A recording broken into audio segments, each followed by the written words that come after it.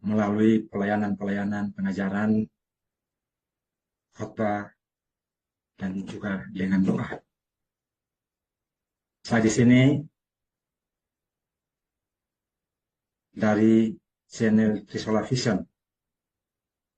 Dan pada awal ini saya mengajak kita untuk memahami satu bagian firman Tuhan dari Kejadian 1 ayat 1 sampai 5. Di sana tertulis, pada mulanya Allah menciptakan langit dan bumi. Bumi belum berbentuk dan kosong, gelap gulita menutupi samudera raya, dan roh Allah melayang-layang di atas permukaan air. Berfirmanlah Allah, jadilah terang, lalu terang itu jadi. Allah melihat bahwa terang itu baik, lalu dipisahkannyalah terang itu dari gelap. Dan Allah menamai terang itu siang, dan gelap itu malam. Jadilah petang, dan jadilah pagi.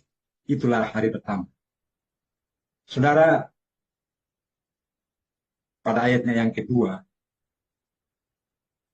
berbicara tentang situasi, kondisi sebelum alam semesta ini diciptakan oleh Tuhan. Di sana sebuah istilah dalam bahasa Ibrani yang berbunyi tuhu wa bohu. Itu menggambarkan tentang kondisi yang belum berbentuk.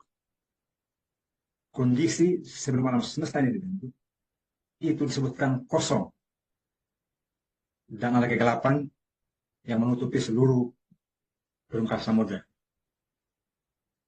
Nah, saudara, kegelapan di sini bukan hanya berarti bahwa ketiadaan gelap itu, ketiadaan cahaya itu.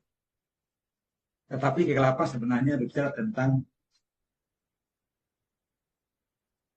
kondisi di mana seluruh samudera raya ini belum diberikan cahaya oleh Tuhan. Jadi kegelapan menjadi ciri daripada ketidakteraturan segala sesuatu sebelum Tuhan menciptakan. Nah, satu hal yang menarik bahwa kegelapan itu sebenarnya tidak dihapuskan oleh Tuhan pada saat Dia mencipta segala sesuatu. Tetapi justru Tuhan menaklukkan kegelapan itu dan menggantinya dengan terang. Nah, itu yang menarik. Saudara, selanjutnya ada kalimat yang mengatakan bahwa roh Allah itu melayang-layang di atas permukaan air. Kita tahu bahwa roh Allah dalam ayat 1, ayat 2 ini, bagian B, itu adalah pribadi ketiga daripada Allah Tritunggal yang kita yakini.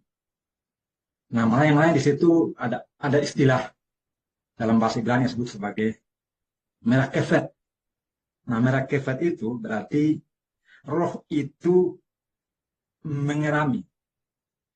Dia mendiami untuk melingkupi seluruh samudera raya ini.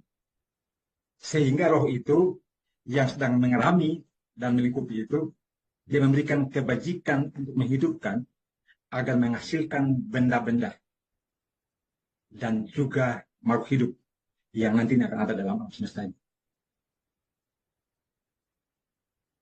Nah, dari ayat pasal 1 ayat 2 ini apa yang kita lihat di sini? Bahwa kondisi awal itu bumi dan badan tuhu wabohu. Tidak terbentuk dan kosong. Nah, ini merupakan kelanjutan dari ayat 1. Bahwa pada mulanya Allah mencipta langit dan bumi. Di sini digambarkan tentang proses penciptaan itu.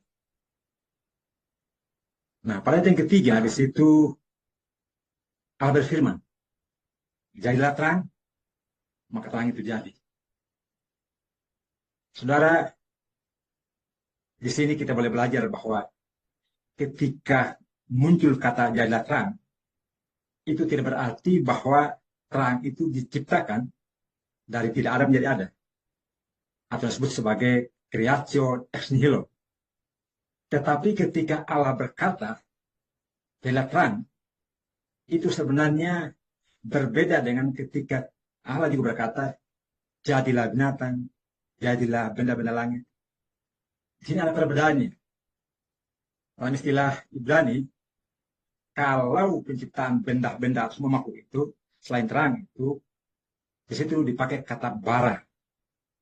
Tapi secara khusus ketika terang itu dijadikan, kata yang digunakan adalah kata Yehi. Di situ ada istilahnya, kalau dalam bahasa Ibrani berbunyi demikian. Wayomer Elohim Yehi Or, wa Yehi Or. Dan berfirmanlah Allah, ada terang, dan terang itu ada.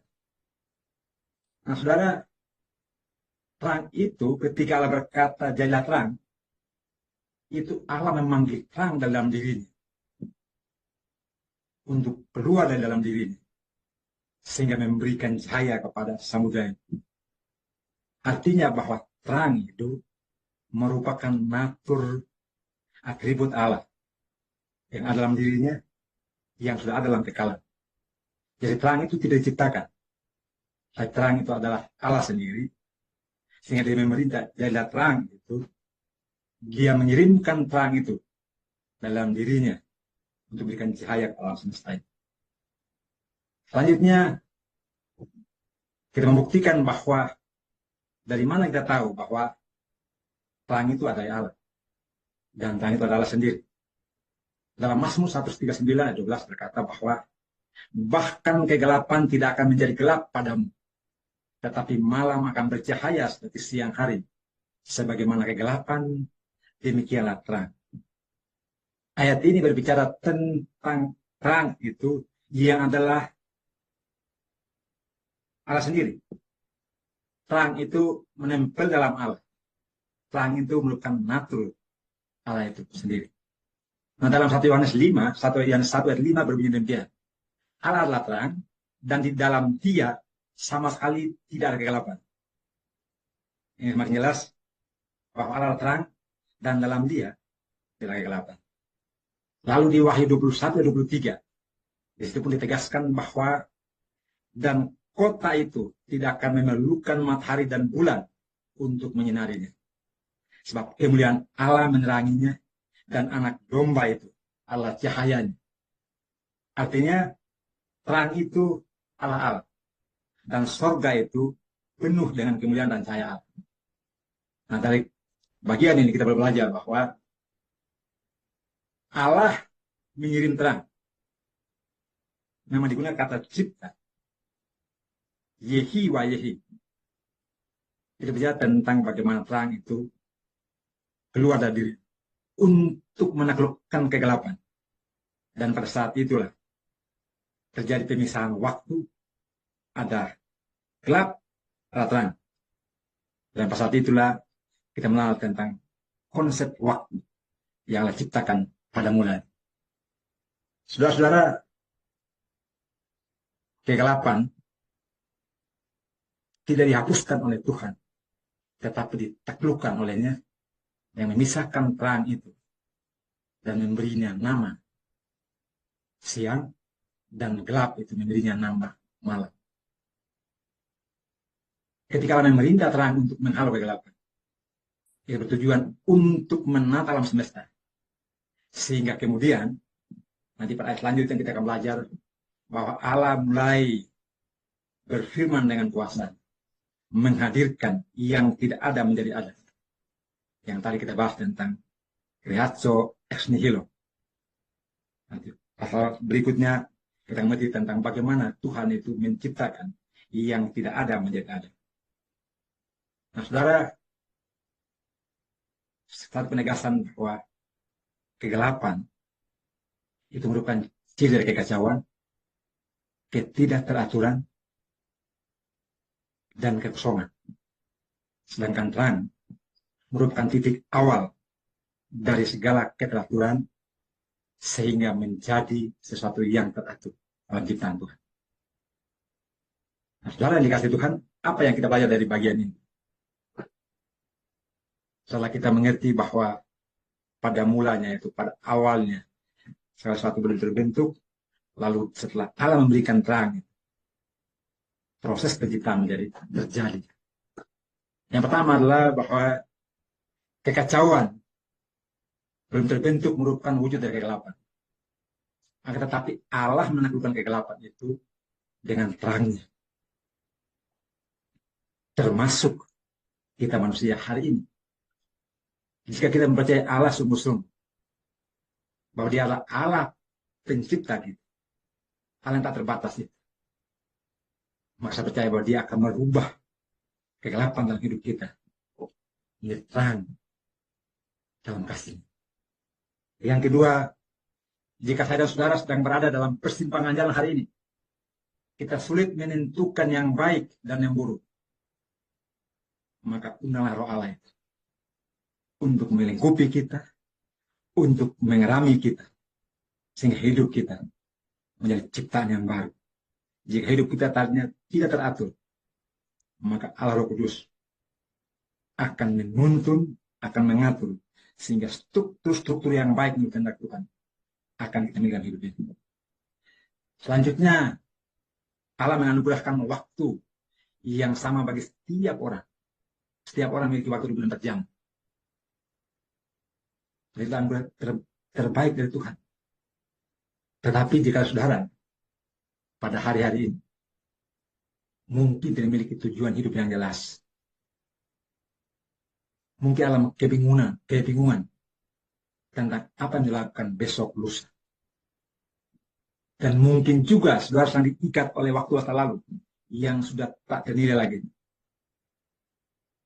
maka mintalah pimpinan Tuhan untuk memberkati setiap aktivitas kita pada hari berikutnya. Dan Allah telah mengalahkan kegelapan dengan terangnya yang ajaib. Dengan demikian maka saya dan saudara dapat memohon intervensi Allah itu untuk memberikan terang dalam kehidupan kita, sehingga kita menjadi pribadi yang memiliki terang Tuhan. Allah adalah terang, dan anak Allah adalah terang. Yohanes 8 ayat 12 berkata, Yesus berkata, akulah terang dunia. Barang siapa yang mengikut aku tidak akan berjalan dalam kegelapan, melainkan ia akan mempunyai terang hidup. Kalau saudara saat ini menginginkan terang ilahi itu, terimalah Yesus Kristus menjadi selamatmu, menjadi sumber terang, maka hidupmu akan memiliki tujuan jelas. Langkah-langkah hidupmu setiap hari akan dituntun oleh Tuhan. Melalui apa? Melalui firman. Mazmur 119 ayat 105 tertulis bahwa firman-Mu itu adalah terang bagi kakiku dan cahaya bagi jalan. Kita percaya Kristus, Dia akan menuntun kita untuk menjalani hari-hari kita. Amin.